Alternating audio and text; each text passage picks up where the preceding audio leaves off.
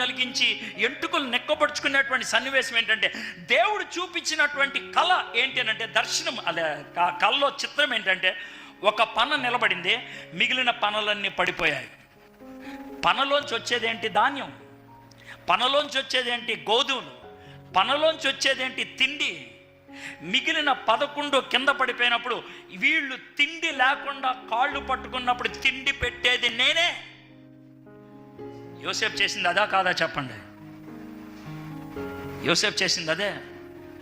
కరువు విస్తృతంగా వ్యాప్తి చెందుతున్నప్పుడు తిండి కోసం పర్టికులర్గా వాళ్ళు వచ్చింది, బొచ్చి తీసుకొని వచ్చింది. అంటే తెలుసా, మా దగ్గర బంగారం ఉంది, మా దగ్గర గుగ్గిలం ఉంది, మా దగ్గర సాంబ్రాణి ఉంది, మా దగ్గర రకరకాలైన వస్తువులు ఉన్నాయి, ఇవన్నీ ఇస్తాం, మాకు కొంచెం తిండిస్తారా తినటానికి, మాకు తిండిస్తారా తినటానికి అని అడుక్కోవడానికి వచ్చాడు.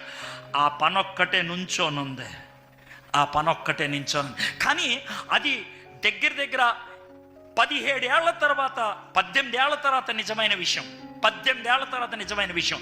ఆ కళ వచ్చినప్పటి నుంచి నియర్లీ 18 to 20 years పట్టింది అది నెరవేరటానికి.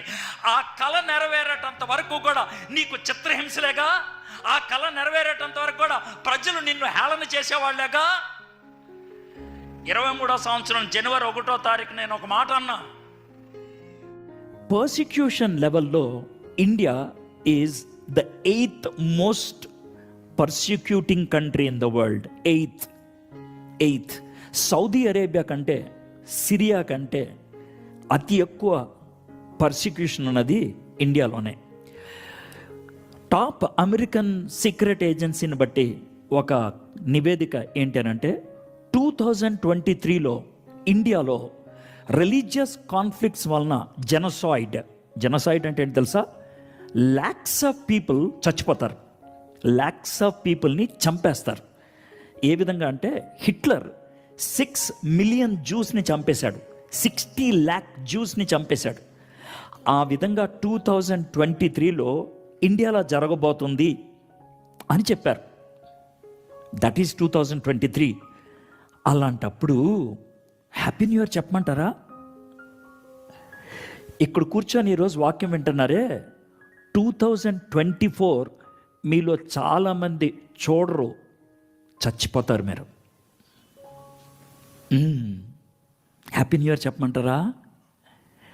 మీరు మామూలుగా చచ్చిపోరు, పొడిస్తే చచ్చిపోతారు, కొడితే చచ్చిపోతారు, కాల్ చేస్తే చచ్చిపోతారు. హ్యాపీ న్యూ ఇయర్ చెప్పమంటారా? నన్ను 4 నెలలు ఏపారు, 4 నెలలు ఏపారు. ప్రతి కనబడినోడు నా మీద ట్రోలింగ్ చేసి తిట్టాడు. ప్రతి కనబడినోడు, వాడికి విలువన్నా లేకపోయినా, వాక్యం తెలిసినా తెలవకపోయినా, ప్రతి ఒక్కడు నన్ను తిట్టాడు.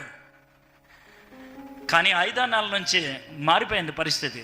కొంతమంది మాట్లాడటానికి దమ్ము లేక, సిగ్గు లేక నోరు మూసుకొని ఉంటే, కొంతమంది మాత్రం చెప్పగలిగారు, మేము తప్పుగా అనుకున్నాం, కాదు ఇది నిజమే అని. నేను ఇక్కడికి చాలా సంవత్సరాల నుంచి వస్తున్నాను, చాలా సంవత్సరాల నుంచి ఒక మాట చెప్తున్నాను. నేనేదో ప్రవక్తనని చెప్పట్లా, ప్లీజ్. నేను ఒక పొలిటికల్ అబ్జర్వర్ని అంతే. I'm not a prophet. దేవుడు నాకు ప్రవచన వరం ఇవ్వాల. ప్రవచన వరం ఉన్నవాళ్ళు ఉన్నారా అంటే ఉన్నారు, నేను కాదు. ఐఎమ్ నాట్ దాట్, నేను కాదు. ప్రవచన వరం ఉన్నవాళ్ళు మీరు నమ్ముతారా? Yes, I will believe. దేవుని వాక్యానుసారంగా వాళ్ళు మాట్లాడుతున్నప్పుడు ఐ విల్ టేక్ ఇట్, నేను నమ్ముతాను. I'm not against the gift of prophecy. ప్రవచన వరానికి వ్యతిరేకని కాదు నేను. కానీ నేను చాలా స్పష్టంగా చెప్పిందంటే, I have a feeling, I have a sense. దేవుడు నాకెందుకో ఈ విధమైనటువంటి తృష్ణ ఇస్తున్నాడు. భారతదేశం క్రైస్తవుల్ని హింసించే వాళ్ళలో నెంబర్ 1 దేశం అవుతుందని. నా సొంత మిత్రులు అన్నారు, 19వ స్థానం నుంచి 10వ స్థానం రావడానికి 12 ఏళ్ళు పట్టింది. 19వ స్థానం నుంచి 10వ స్థానం రావడానికి 19 ఏళ్ళు పట్టింది. అర్థమైందా? 1వ స్థానానికి వస్తుందేమో, ఇంకో 20 ఏళ్ళు పట్టుద్దేమో, ఇంకో 25 ఏళ్ళు పట్టుద్దేమో అని అన్నారు. అంత దూరం వెళ్తుందని నేను అనుకోవట్లేదు. 2025 చాలా డిసైడింగ్ మూమెంట్. నాకు ఎందుకు అనిపిస్తుంది 2025 చాలా డిసైడింగ్ మూమెంట్? మీకు తెలుసో లేదో, జనవరి 1st వీక్లో వచ్చినటువంటి చాలా విశ్లేషణలు దేని గురించో తెలుసా? ప్రపంచంలో ఉన్నట్లుండి అందరూ గమనించింది ఏంటంటే, క్రైస్తవుల్ని అతి ఎక్కువ హింసించే దేశం నెంబర్ 1 భారతదేశం. ఏబిఎన్ వాడు అరగంట సేపు దాని మీద విశ్లేషణ చేశాడు. నెంబర్ 1 భారతదేశం.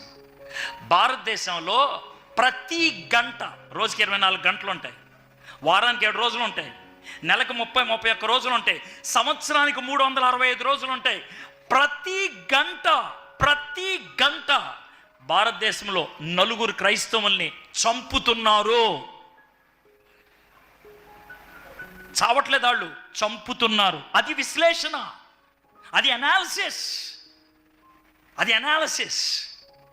ప్రతి పావు గంటకి ఒక వ్యక్తి చేస్తున్నాడు, క్రిస్టియన్ అని చెప్పుకొని చేస్తున్నాడు. దేవుడు ఒక ఆలోచన ఇచ్చినప్పుడు అది నెరవేరక మునుపు ఇబ్బందులు చాలా ఉంటాయి. దాన్ని తట్టుకోగలిగే దమ్ముండాల. వాక్యాన్ని చెప్పినప్పుడు వాక్యాన్ని నమ్మిన వ్యక్తి ఆ వాక్యం ఇక్కడ చెప్పినట్లు దేవుడు చెప్పిన ఏ మాటను నిరర్ధకము కానేరదు అని నువ్వు నమ్మితే స్టాండర్డ్ స్ట్రాంగ్, నిలబడి ఉండు. యోసేపు వాళ్ళ అన్నలు ఎగతాళి చేస్తూ ఉంటే, వాళ్ళ అన్నలు తిడతా ఉంటే సైలెంట్గా ఉన్నాడు ఆయన.